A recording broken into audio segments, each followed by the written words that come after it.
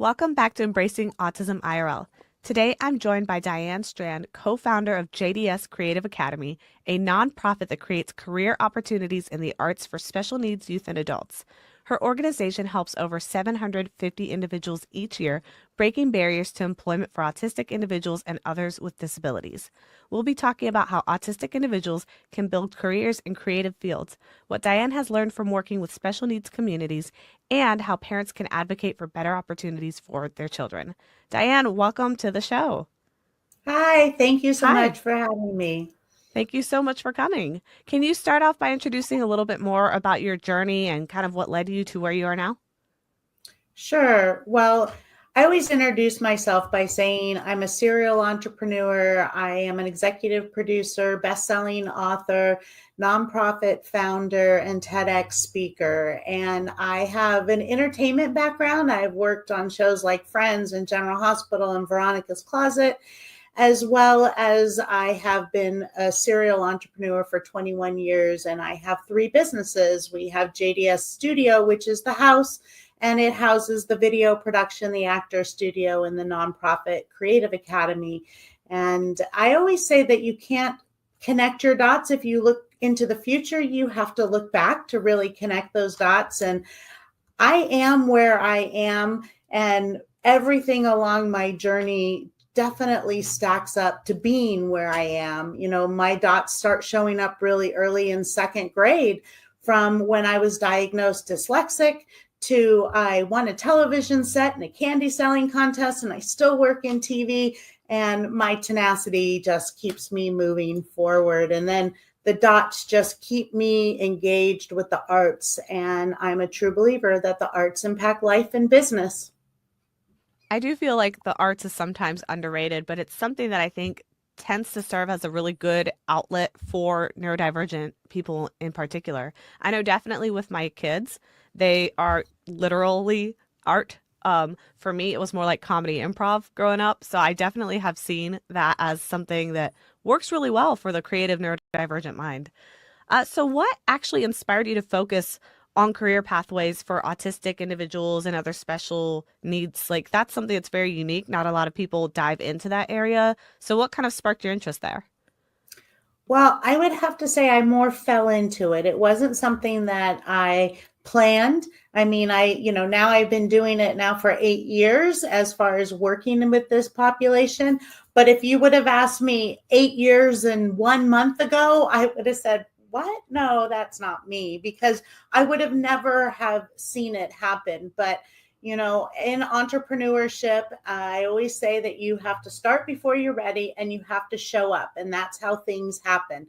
And I showed up to a chamber event, did my 30-second little elevator pitch talking about the arts and talking about video and multimedia. And it was after that chamber event, somebody came up to me from one of the regional centers and said, I'd love to talk to you about an opportunity about working with individuals with disability. And at first I was like, how does this really pertain to me? I didn't quite get it, but I went back to my 101 business philosophy, which is say yes, because you never know. And so I said, sure, let's meet, let's talk, come over to my studio. We set the appointment. And then she began to tell me about what Inland Regional says and what Inland Regional does. And so the interesting thing was, the only thing I knew about Inland Regional Center was, if you remember back to about 2017, 18, when all of a sudden there was that mass shooting at a regional center in San Bernardino. And I went, is that the same? And they're like, yeah, that's the same place. So obviously that touched me as a fellow Southern California, as well as with all the gun violence and everything. And so I became more intrigued, and she wanted me to meet this individual. So I said yes, and he was absolutely fantastic. And the ask was for him to come and work at our studio doing whatever we needed, because he loved audio.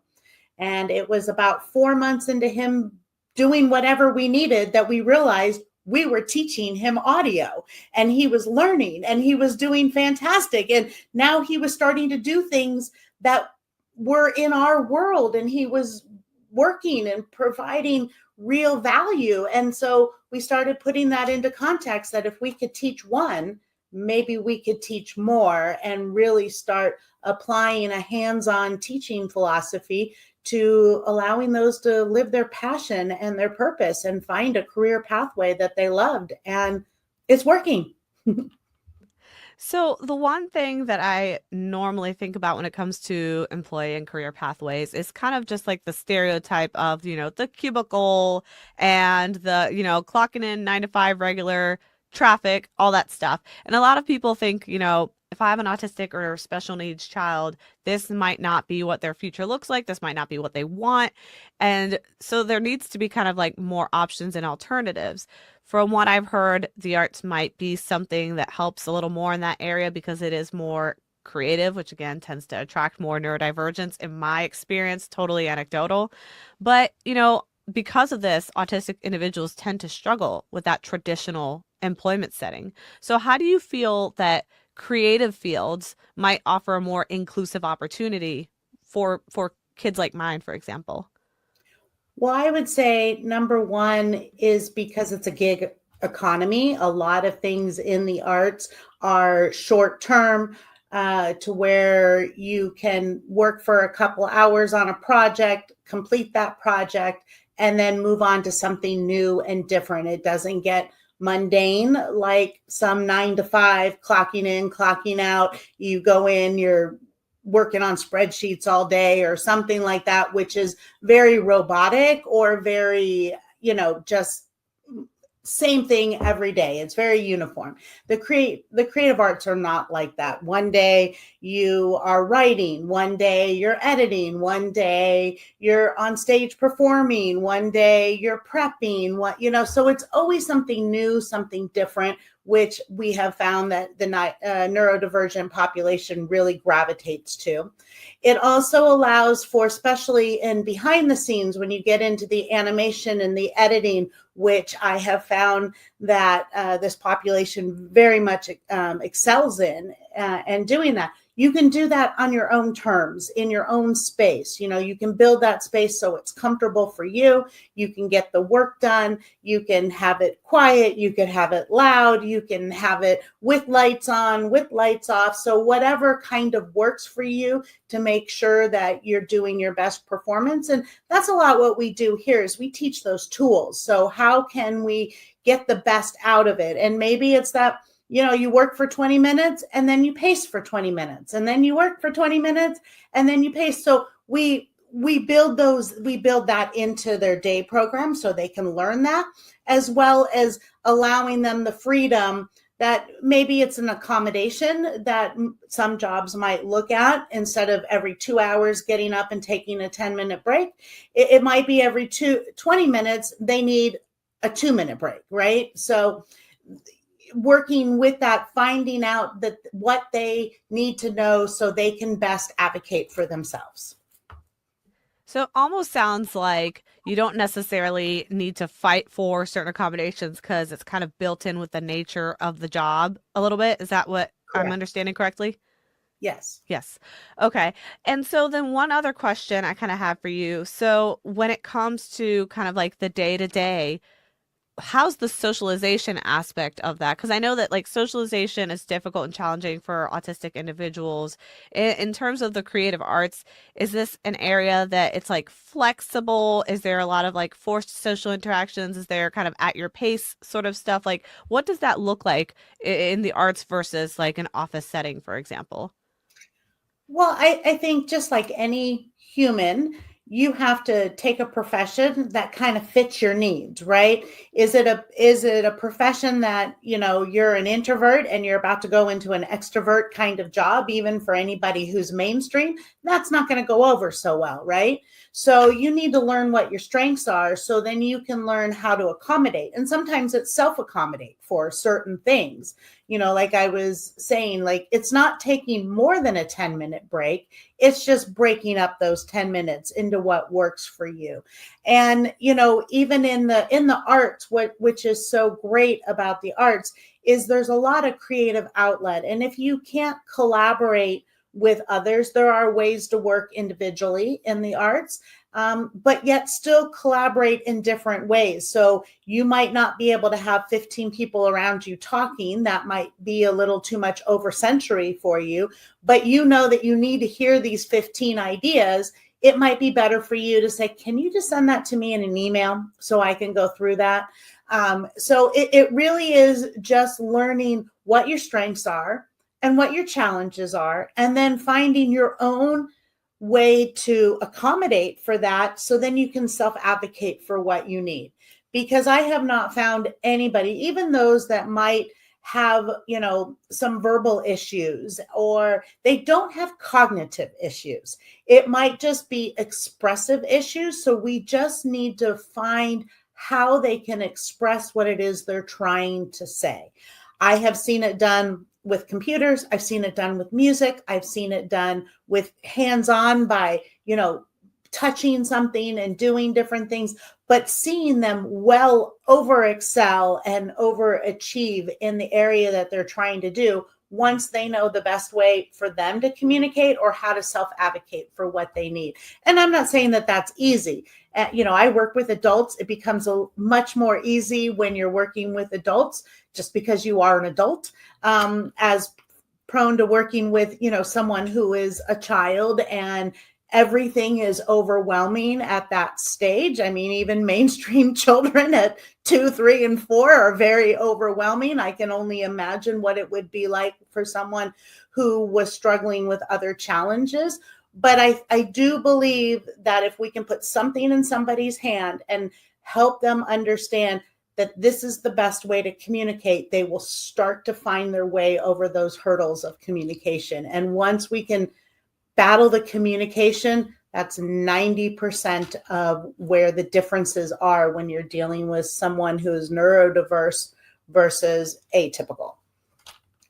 So, one of the other questions that I have for you is, what exactly is the arts? For people who might not understand what that means, what is the arts? What is this creative career pathway? What are some of the options that you think might be a good fit for the autism population? Well, I think the arts is anything that is creative. And I put creativity in front of anything that you might do. If you're going to be a CPA, you should be a creative CPA, right? And I do think that things that in the visual performing and digital arts space, which is my space, but the arts could be culinary arts, it could be musical arts, it can be all the other kinds of things that, gets creative behind it. But the industries that definitely autistic individuals excel at is in post-production, in the editing, the animation, the graphics, in the being able to draw and create out of visions in their heads that they see, is very spot on. They can see something once and then recreate it, which is fantastic. So I would say that that's the strong suit. And then you can get into, I would say, going on in front of the camera. Love the attention. They love the attention to be seen, because I think that's, especially when they're young, they get put in the back. Well, let's just hide this person, or you be quiet back here, or you do that. And so when you give them a way to share their story and who they are and what they do, the passion just soars out of them. So I think that those are great on camera, post-production, using the menus. They get very into, well, I need the lighting to be exact, and I need this, and pushing on the buttons for the camera and really loving that aspect of it. Sometimes there's a dexterity issue when you get into camera work that, but we work with repetitiveness. If we have dexterity issues, we have what we call brain games, where you're trying to move little tiny little things to where you can then go in and touch a little tiny little button.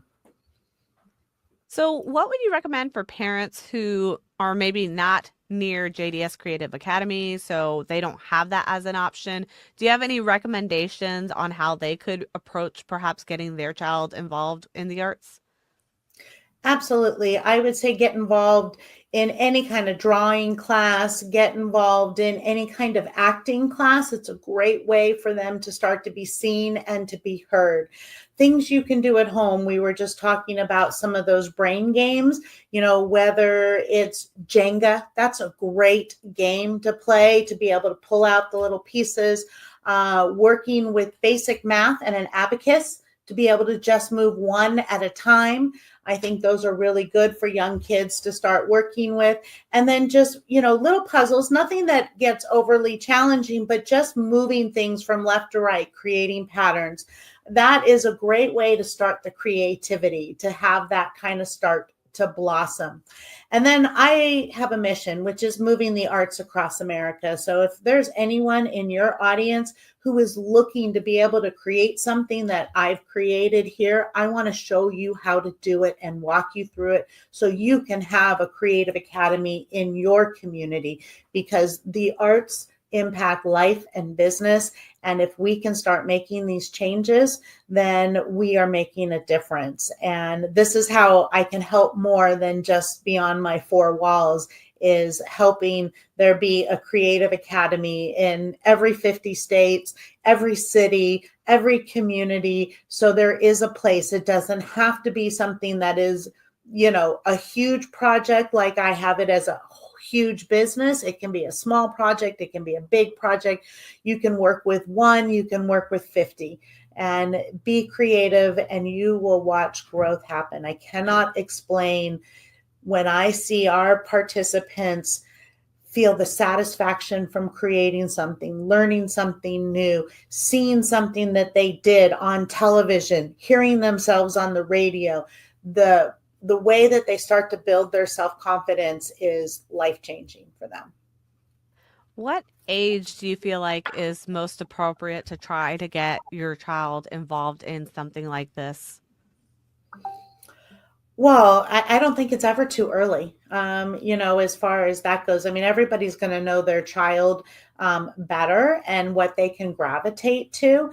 There are, like for the Adobe Creative Suite, which would be the editing, the Photoshop, the animation, you can get the program and go through tutorials and start really slow.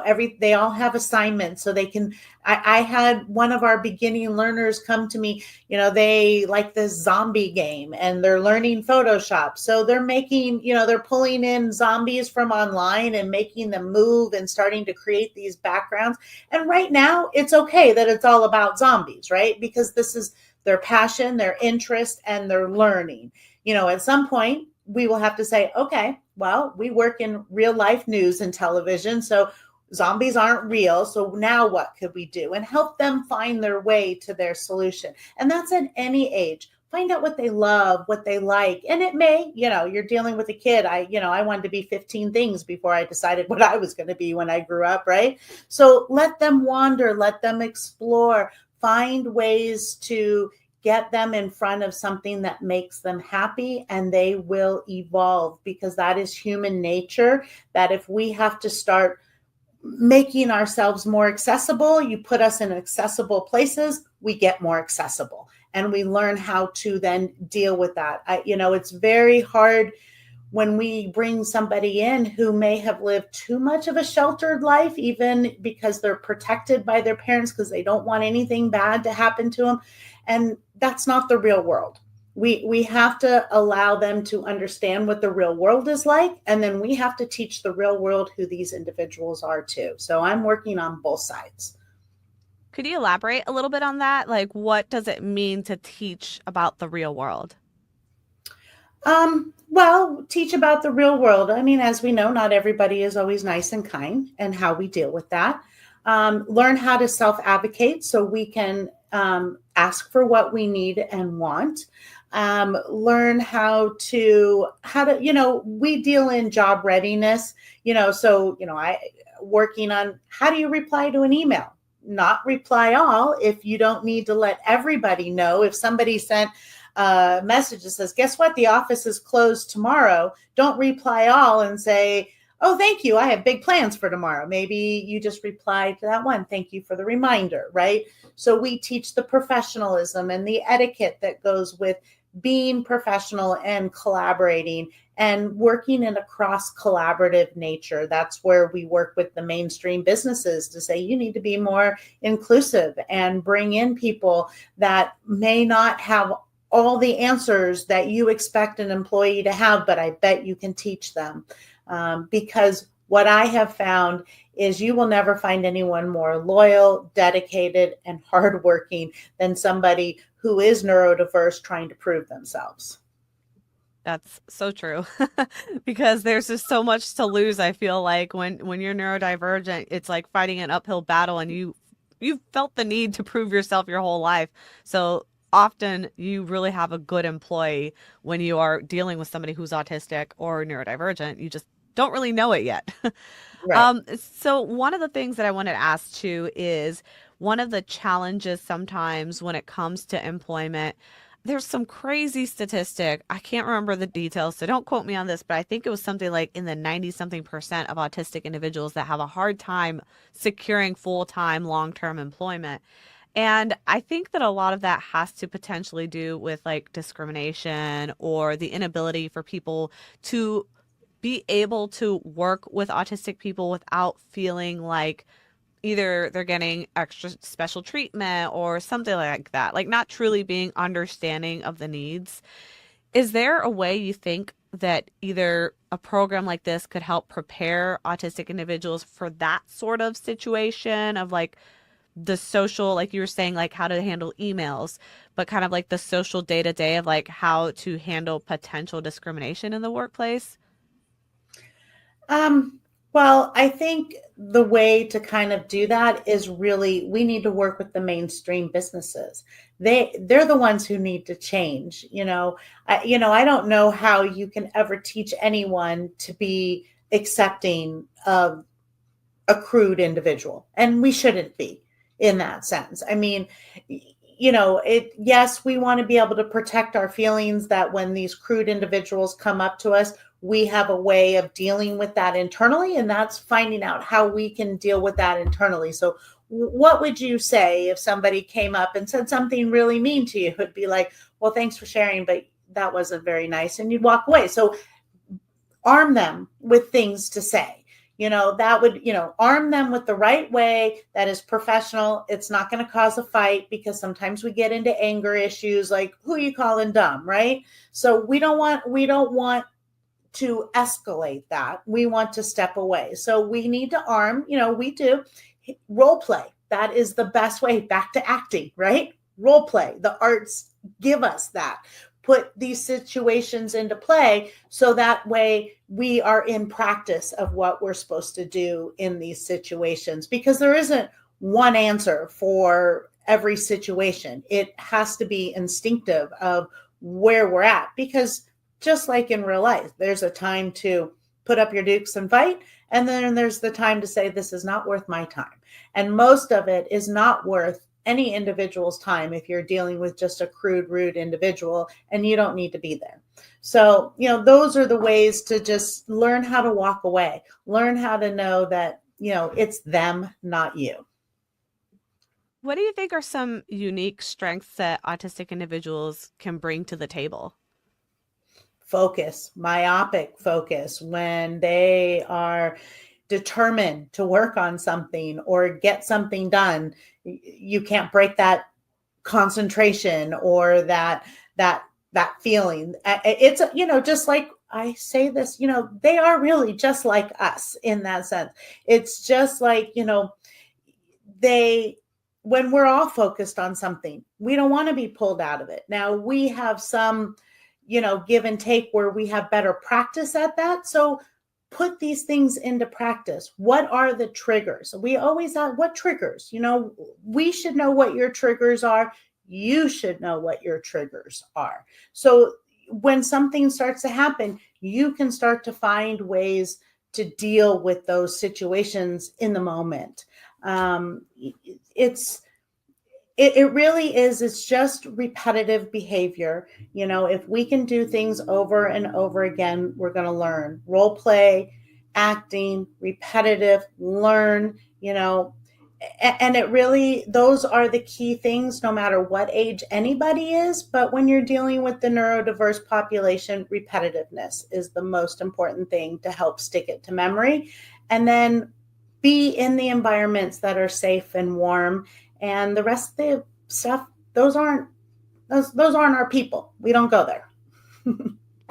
Yeah, and I have run into some parents that basically they just can't seem to find those good fit opportunities, right? Like they can't find my people, as you're saying. So for those parents, sometimes what kind of comes into mind is perhaps a more entrepreneurial opportunity. So like for example, here I'm in Georgia, in local Georgia, there's a parent who decided to create like a t-shirt company to help employ her daughter and give her the opportunity to start a job. So sometimes that's the only other option as well. So I was wondering from your perspective, because I know you've built both for-profit and nonprofit that work together. How do you feel that parents can advocate for leveraging entrepreneurship in an effort to create more opportunities for their autistic children or maybe other autistic people in the community? Take what you're doing. If she's created a silk screening business and a t-shirt making, imprint business, so now bring in others, teach them. That's how you're going to make an inclusive work. That's how you're going to grow your business, number one. And that's how you're going to make an inclusive workforce. That's how you can also, that's part of what we do. This is a creative business. Now, you can have your own curriculum because you know how to do silk screening and t-shirt, but I can show you how to set up everything around you, get you legal and legit, get you with the organization so you can get funding to teach and train, and you can get the right equipment and be able to work with other businesses. And that's how we start, because we place into businesses, so we work with people, businesses that want to work with adults with developmental disabilities and are willing to give an internship opportunity. And not most of our population, they're not going to turn into full-time employees. That is an accommodation that we just face. They burn out after 4 or 5 hours, right? It becomes a lot and they need to decompress. So those are some of the accommodations, and that may need to be made in a mainstream business. But most individuals, because you said they'll never be able to do a full-time work or do that way they can still get their benefits from their SSI and their Social Security and disability. And then they can still work part-time, earn a little bit of money, so they feel like they have value, they can contribute, they have their own money, and they are productive members of society because they'll pay their taxes just like everybody else. And what would you say for individuals who might be more kind of like in our situation? We're more in a rural, maybe slight suburban type of area where there aren't as many resources, there isn't as many access to maybe all these job opportunities. What advice would you give to parents who want to advocate for more inclusive career programs in those local communities? Um, Go out, knock on doors. You have to be proactive. Find your platform, create them. If you want to make change, you have to be the change. I mean, that truly is true. And I can help show you some of those pathways to be the change and make the change. But you have to go out and advocate. That is, that is one of the biggest, obviously, vacancies between mainstream and neurodiverse is how do we create these bridges and pathways to get from one side to the other. And it's going to take people like us, moms, dads, those who fell into it but have a passion for it, who see the difference. My passion for this developed because it was see a need, fill a need. And then I saw a difference that I was making, that it became my purpose to make this difference and then find a way to make that happen. So it can happen to anybody. You just have to lead with kindness. Kindness always is the leader, and then be the change that you want to change. So what changes would you like to see, speaking of changes, in the creative industry that would help make a more accessible world for autistic individuals? Well, there's a great organization. It's called Autism and Entertainment. And I think that would be a change is to create more organizations like them that are able to advocate on a bigger platform in the entertainment industry to give opportunities. Someone like me, I can't do it all. I mean, I have connections and I am trying to make that happen by talking to them, but I'm busy doing the training and then the job coaching once they get there. So, there needs to be organizations that are out there pushing for the change to happen, meeting these businesses, creating these resources. So it's easy for me to find these because that is, I finally get somebody trained and now I have to go out and look for the business that's going to place them. It'd be great if I had a resource to say, these are people who have already said, I want to work with neurodiverse. I am an inclusive employer. I need somebody who knows how to do social media and video production. That would be nice. So just out of curiosity, what is kind of like the timeline for you in terms of being able to turn something like that around? Like if a parent was interested in saying, something like this doesn't exist in my community, I would like to create some, I don't know, community organization or something in order to try to help bring something inclusive into our community. Is this something that like takes like years to build, months to build? Like what type of timeline does that take? Within 1 year, you could be profitable in creating a business like this. Whether it's 90 days, 6 months. There are some hurdles we have to go through. You usually have to get approved through a regional center or a developmental service organization within your state. So there are some of those processes you have to go through, but it really took us 4.5 months to be up and running. So it seems like something that a parent might be able to do if they had the time. That's going to be Absolutely. the next issue is the time. Okay, well, we got to wrap up here, but I like to ask everybody this question. And our podcast, as you know, is called Embracing Autism. What it means to everyone is a little bit different. So my question to you is, in your opinion, what does the phrase embracing autism mean to you? It just means being open minded and being able to be accepting because somebody who has autism has to be accepting of all the things that are overstimulating them and they have to get okay with it. So, us in the mainstream world, we need to be more accepting to understand that there is so much going on in their head and between their ears that they are fighting through every single day. So be understanding, be kind, embrace the individual, meet them to where they are, and then go from there. Don't expect them to meet you where you are, meet them where they are, and then grow together from there. I love that because too many people kind of expect that person to adapt to them. And it is kind of like a two-way street. I think sometimes people forget about that. Well, thank you Yes. so much for joining us today. Before we go, can you let me know where my listeners can follow you or learn more about your work? Absolutely. You can find me at jdscreativeacademy.org. That is our nonprofit, JDS Creative Academy. We're in Temecula, California. We are all over social media, hashtag JDS Family, and you will find us popping up, whether that is on our TV shows, the radio show, our day program. We have festivals, events, and activities. Come get involved and get creative with us. Well, thank you so much for joining us today, Diane. This was really informative. I'm sure those listening are very excited to hear about the arts for a change because usually we're digging into science and this is a nice little flip to the coin. So have a Great. great I one love and it. thank you so much for joining us. Thank you. Bye.